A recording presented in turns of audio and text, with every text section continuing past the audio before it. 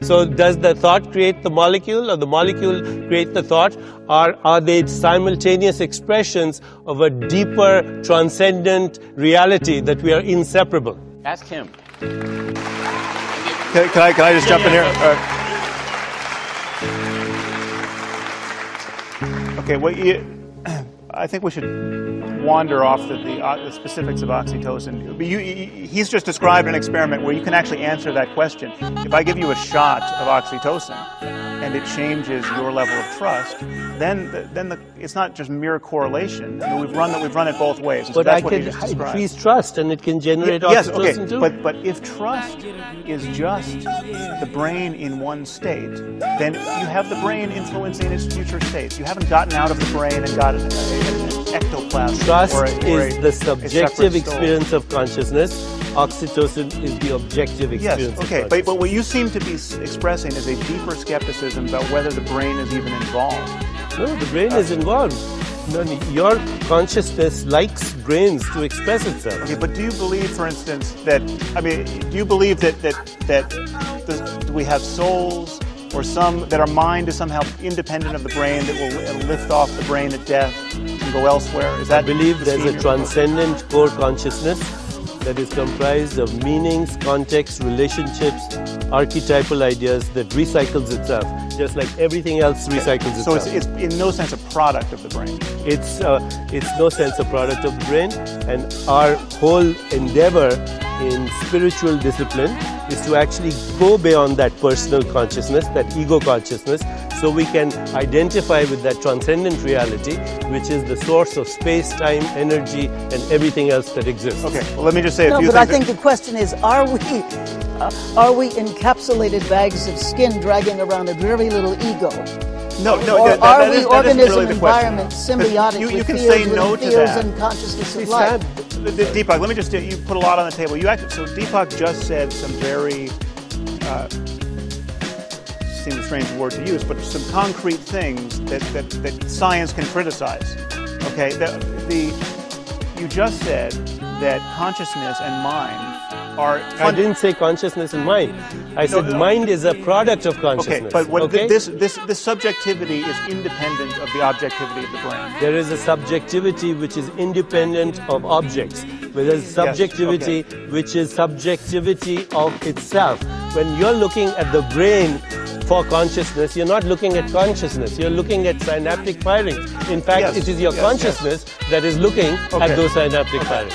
All right, let's just keep that in view. All right. Now you've said there are two things that an incomplete science of consciousness and the mind should want to say about that. One is that having an experience of undivided consciousness does not tell you what consciousness really is or what its relationship to the brain really is. There's nothing about introspection that leads you to sense that your subjectivity is at all dependent or even related to voltage changes and chemical interactions going on inside your head. Okay, you can feel, you can drop acid, you can meditate for a year, you can do whatever you want to perturb your nervous system. You can feel yourself to be one with the universe, and at no point in that transformation do you get a glimpse that there's 100 trillion neurons in your head or synapses in your head that are doing anything. It's called binding. No, it's not. It's called absolute subjective ignorance of what's actually going on outside the consciousness. You're you're so Deepak, you're so dismissive of subjective experience. I'm not remotely dismissive of it. To poetry, to music, to art. So dismissive of subjectivity. I'm saying that the whole universe is imbued with subjectivity. There's nothing more important than subjectivity. It's all we could possibly care about. The fabric of our experience, the changes in our conscious experience, are all we care about. And they have some relation to the physical universe. Absolutely. Okay, now the question is... They give rise to the physical universe. Okay, that is a statement of metaphysics that is totally unjustified and cannot possibly be justified. That's why it's a statement of metaphysics, not of physics. No, metaphysical statements also have to be justified, as it turns out.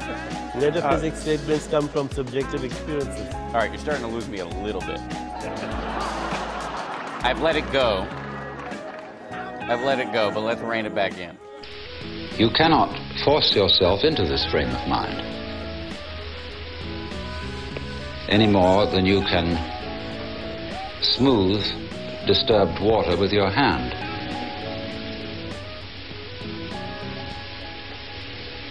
But let's say that our starting point is that we forget what we know, or think we know.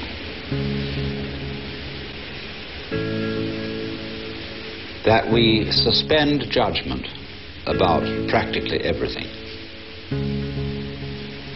Returning to what we were when we were babies. When we have not yet learned the names or language, and although we have extremely sensitive bodies, very alive senses, we have no means of making an intellectual or verbal commentary on what is going on. Now, can you consider that as your state? Just plain ignorant, but still very much alive.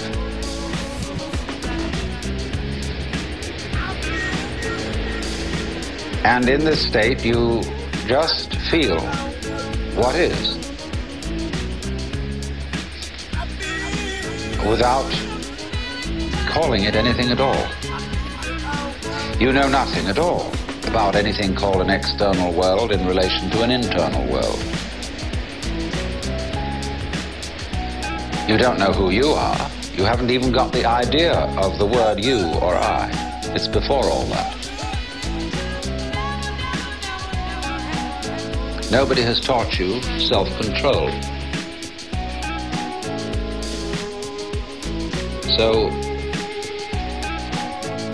you don't know the difference between the noise of a car outside and a wandering thought that enters your mind. They're both something that happens.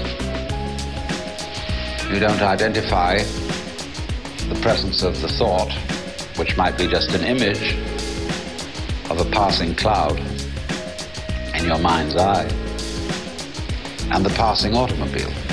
They happen. Your breath happens. Light all around you happens. Your response to it by blinking happens.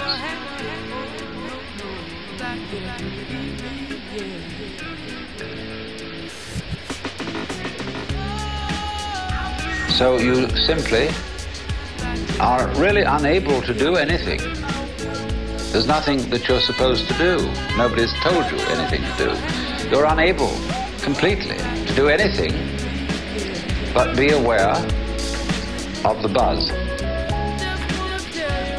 The visual buzz, the audible buzz, the tangible buzz, the smellable buzz, all buzz.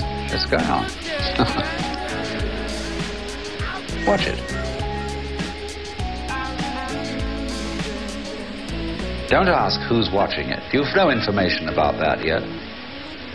That it requires a watcher for something to be watched. For somebody's idea. You don't know that. Lao Tzu says, the scholar learns something every day.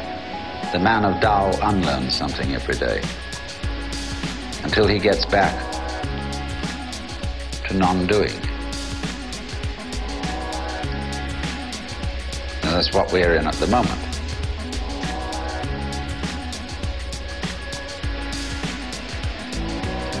Just simply, without comment, without an idea in your head, be aware. What else can you do? Don't try to be aware. You are. It's actually scientifically uncontroversial to say that some moments before you are aware of what you are going to do in making a simple voluntary action, at a time at which you appear to be subjectively free to do whatever you want, your brain has already determined what it is you will do. You'll find, of course, that you can't stop the commentary going on in your head. And then you become gradually aware of this decision while you still think you're in the process of making it. But at least you can regard it as interior noise. This timing discrepancy demonstrates that it would be possible for someone to know what you're going to do before you do, and while you still think you're free to make up your mind. Listen to your chattering thoughts as you listen to the singing of a kettle.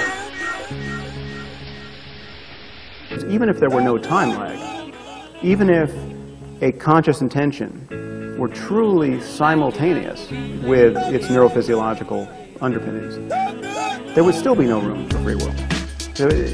You still wouldn't know why it is you do what you do. We don't know what it is we're aware of. Because you still wouldn't know why it is you do what you do. Especially when you take it all together. But pick a city, any city, and just pay attention to what this conscious process is like. And there's this sense of something going on. Now, the first thing to notice about this is that this is as free a decision as you are ever going to make in your life. And there's this sense of something going on. I won't even say that. This, you see? This.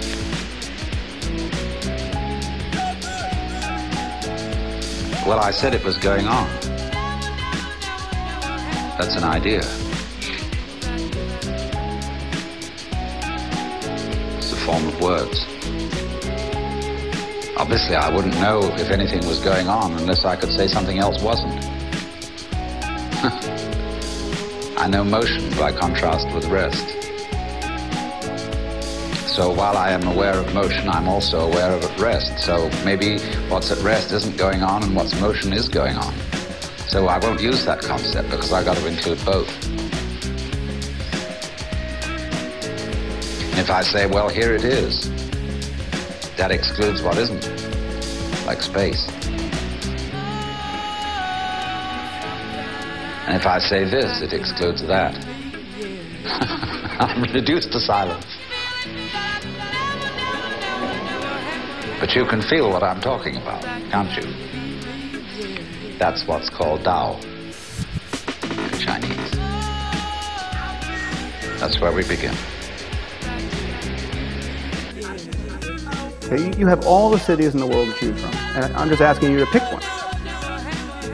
Now, several cities have probably occurred to you, and just focus on one. Like, pick another city, can't be the first, and notice what that experience is like. Okay, did you see any evidence for free will? Now, we better be able to find it here. I mean, if it's not here, it's not anywhere. So let's look for it. First, let's set aside all those cities whose names you don't know and therefore could not have picked.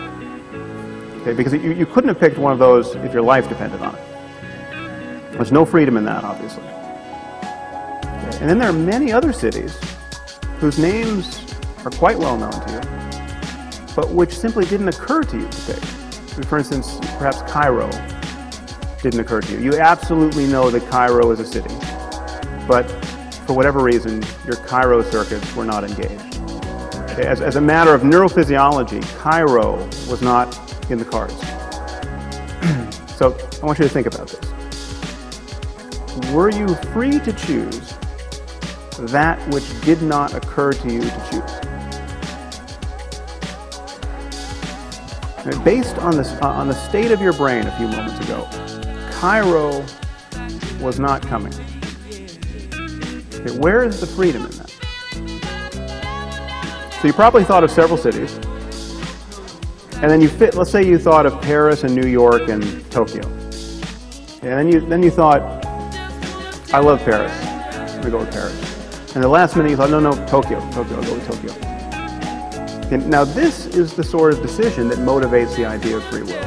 You've got two or more choices, and you're picking between them, and it's just you and your thoughts. There's no coercion from the external world. You are doing it, apparently. See, our problem is we don't really know how to stop. We've got something started, and we see it's going in the wrong direction. And I think the difficulty is, to borrow an old Chinese saying, that when the wrong man uses the right means work in the wrong way. In other words, there's something wrong with the way we think. And while that is there, everything we do will be a mess. Now, what is it that's wrong? Now, as far as I can see, the basic mistake is that we've invented this wonderful system of language and calculation, and that it is at once too simple to deal with the complexity of the world, and also we are liable to confuse that system of symbols with the world itself, just as we confuse, say, money with wealth. A lot of people are in business to make money instead of wealth. When they make the money, they don't know what to do with it.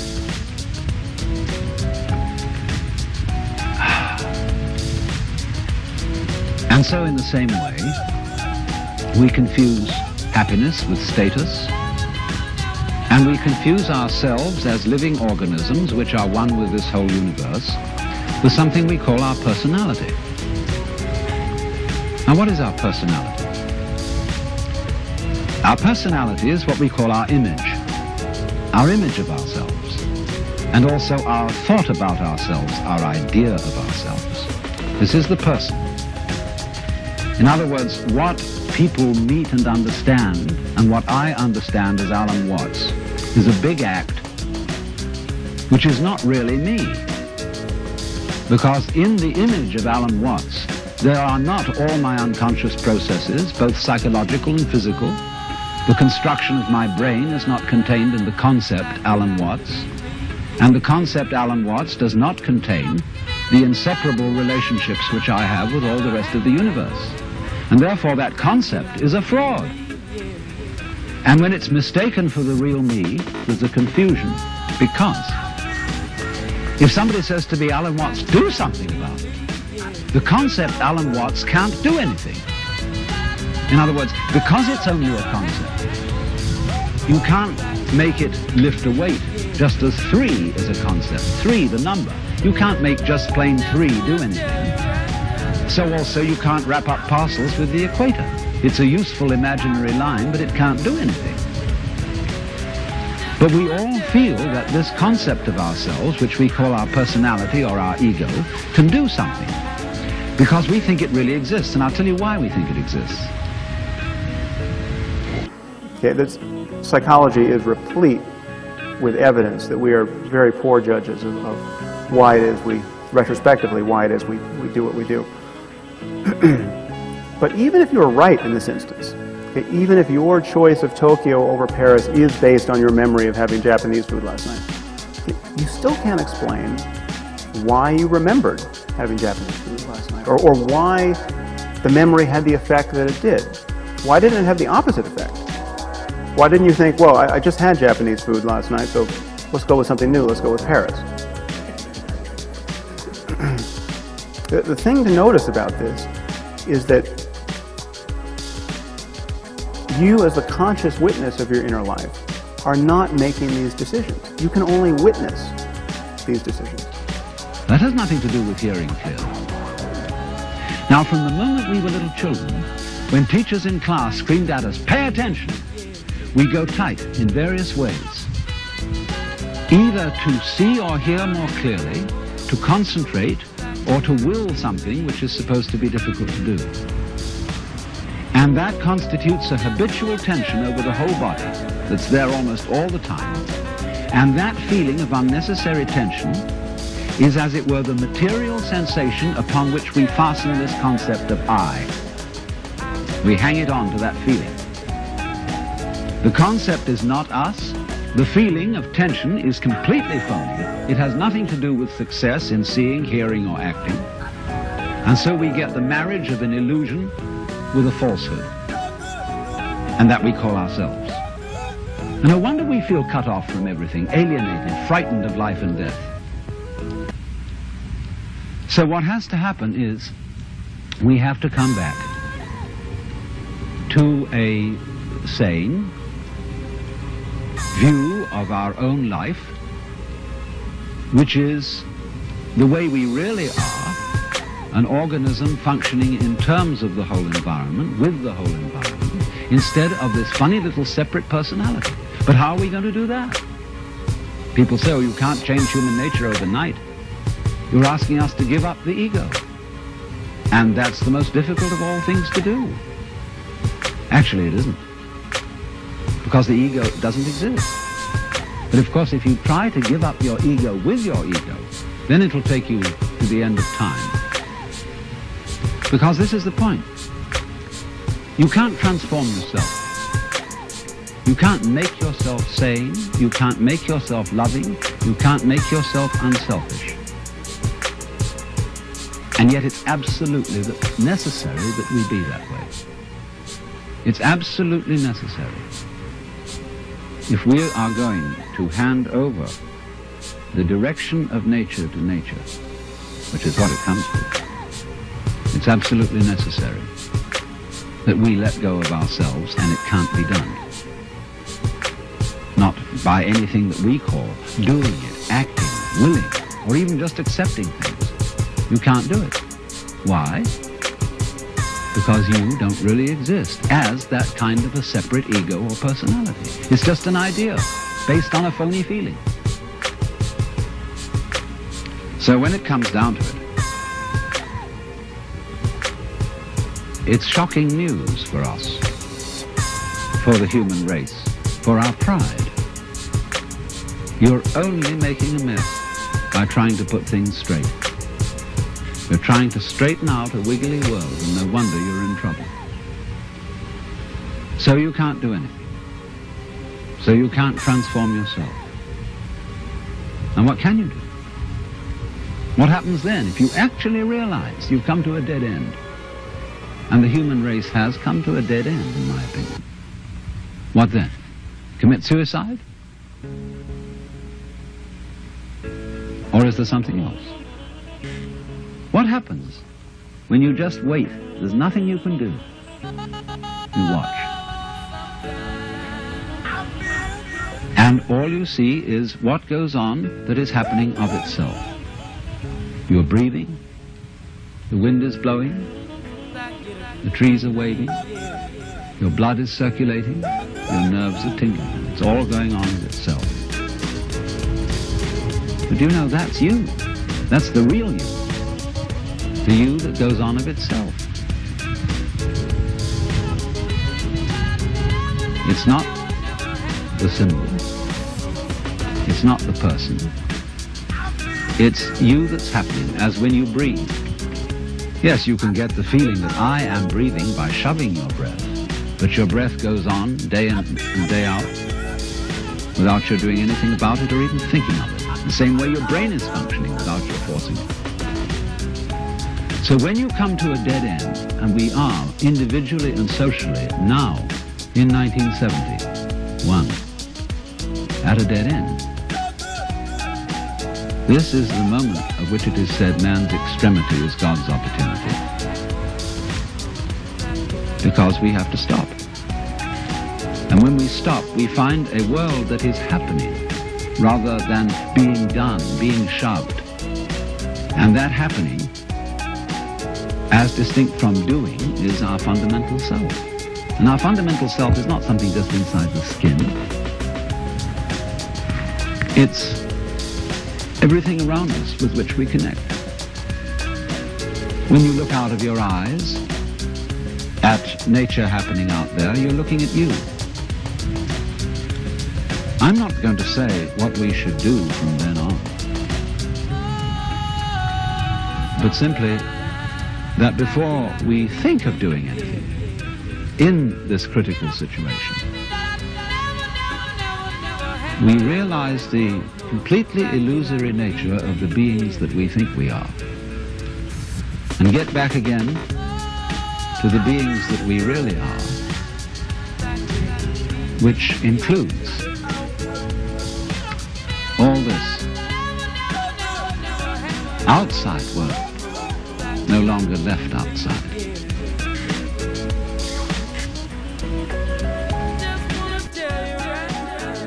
But when you look closely, I think you'll find that you are in no position to know why you picked what you picked. In this case, why you chose Tokyo over Paris. And you might have some additional story to tell about it. You might think, well, I had Japanese food last night, and so I remembered it, and I picked Tokyo. Now, of course, we know from psychology that these kinds of stories are rather often false. Whenever people are manipulated in a lab, they always have some tale to tell about why they did what they did, and it never bears any relationship to the actual variables that cause them to behave that way. So you give people, you can cause people to like one person more than another, or to cooperate more in economic games by simply giving them a hot beverage to hold as opposed to a cold one. And they never tell you that the reason they were biased as they were was because they were the temperature of the cup in their hands. I mean, you no more picked the city you settled on in subjective terms than you would have if I picked it for you. I mean, so there was this first moment, I said, pick a city. And there's this hiatus where nothing has occurred to you. And then the names of cities start to get promoted into consciousness for reasons you can't inspect. And you can't choose the cities you think of before you think of them. I mean, it's almost like me saying Tel Aviv, Vancouver, Paris, and you simply hearing the words in consciousness. So if you pay attention to how thoughts and intentions arise and how decisions get made moment to moment, I think you can see that there's no evidence for free will, that actually our experience in life is compatible with the truth of determinism. So the course of time is really very much like the course of a ship in the ocean. Because here's the ship, you see, and it leaves behind it a wake.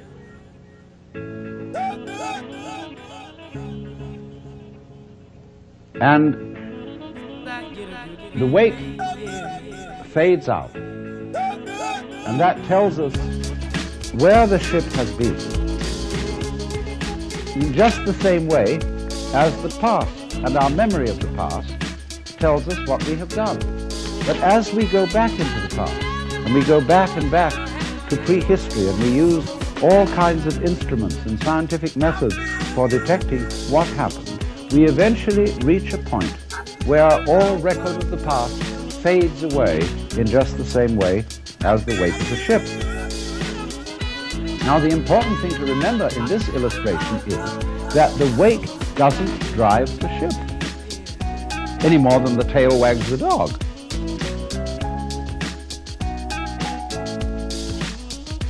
Supposing there's a neurotic, difficult child, and one school of thought used to say, well, bang him about, beat him up, and maybe he'll change. But then they said, oh no, that's not fair to the child to beat him up because it was his parents.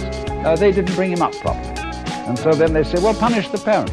Well, the parents say, excuse me, but our parents were neurotic too, and they brought us up badly, so we couldn't help what we did. And so since the grandparents are dead, we can't get at them. And in any case, supposing we could pass the whole blame back to Adam and Eve in the Garden of Eden. And they say they started all this mess. But then Eve would say, no, the serpent tempted me and I did eat, and it was the serpent's fault. Well, you know, when God, in the story of Genesis, asked Eve, didst thou eat the fruit of the tree whereof I told thee thou shouldst not eat? She said, oh, but the serpent tempted me and I did eat. And God looked at the serpent, and the serpent didn't make any excuse. He probably winked. Because the serpent, being an angel, was wise enough to know where the present begins. So you see, if you insist on being moved, being determined by the past, that's your game. But the fact of the matter is, it all starts right now. But we like to establish a connectivity with the past, because that gives other people the impression that we're sane. If you ask me then, why am I talking? Well, I could say I'm making a living this way, or I have a message that I want to get across to you. But that is not the reason. I'm talking for the same reason that birds sing, and for the same reason that the stars shine. I dig it. Why do you dig it? Well, I could go on answering all sorts of questions about human motivation and psychology, but they wouldn't explain a thing, because explaining things by the past is really a refusal to explain them at all. All you're doing is postponing the explanation. You're putting it back and back and back and back, and that explains nothing. What does explain things is the present. Why do you do it now? Now, this is a slight cheat, because that doesn't explain it either. Because what happens now, just as the sound comes out of silence, all this comes out of nowhere. This is in connection with what I explained to you in another talk about the power of nothingness. All life suddenly emerges out of space, bang, right now. And to ask again, why does it happen, is an unprofitable question. Because the interesting thing is not why, but what. What happens, not why does it happen. I can say, well, I am doing this now because I did that then, and so I am producing for you a continuous line of thought. But actually I'm doing it backwards. I'm doing it always from now and connecting up what I do now with what I did so that you can see a consistent story. If I define myself as the whole field of events, we'll say the organism-environment field, which is the real me, then all the things that happen to me may be called my doing. And that is the real sense of karma. But when we speak about freedom from karma, freedom from being the puppet of the past, that simply involves a change in your thinking. It involves, in other words, you're getting rid of the habit of thought whereby you define yourself as the result of what has gone before, and instead get into the more plausible and more reasonable habit of thought, in terms of which you don't define yourself in terms of what you've done before, but in terms of what you're doing now. And that is liberation from the ridiculous situation of being a dog wagged by its tail. To understand the meaning of the state, I cannot do, I cannot not do. The meaning of this state is that the separate I which you thought yourself to be is an illusion. That's why it cannot do and why it cannot not do.